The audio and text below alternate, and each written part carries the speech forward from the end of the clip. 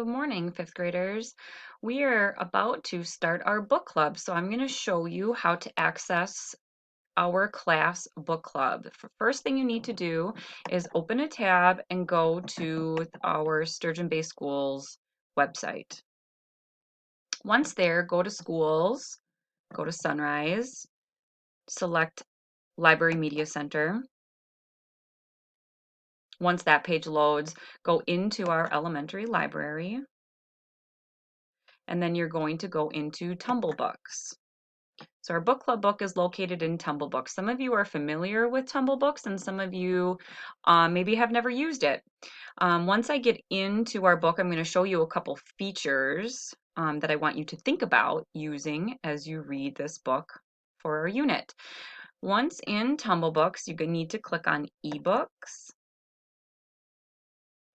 then scroll down to the advanced reader section, and we are going to read Button Hill. So select Button Hill, and this page will come up where you get the blurb. And then in the corner over here, you can add this book to your favorites, which I suggest that you do. Click OK. So then when you come back to Tumblebooks, you can simply click this favorites tab over here, and it should bring you to your favorites list, which Button Hill is now there.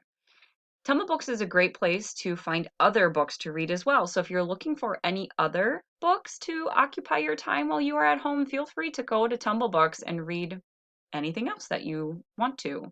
So if you were given an assignment to read a chapter of Button Hill, you're going to select Read Online. It's going to immediately bring you to chapter 1. So a couple things along the bottom here that I just want to mention. So you have a chapter menu so that you can go to whatever chapter you need to go to for the assignment.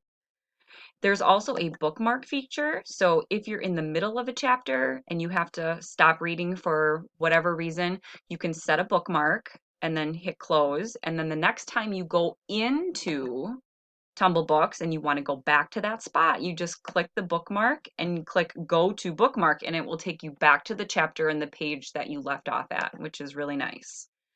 The other feature that I want to bring your attention to is the My Notes feature. This is basically like a post-it that you could put in the book while you're reading. So this would be a great place to store the things that you're thinking about, the ideas that you have regarding the characters or the setting, whatever stands out to you as being worthy of talking about, so that you can come back and look at those notes and use them as you participate in our book club discussions in Google Classroom. Hopefully this helps you get to Button Hill in the future.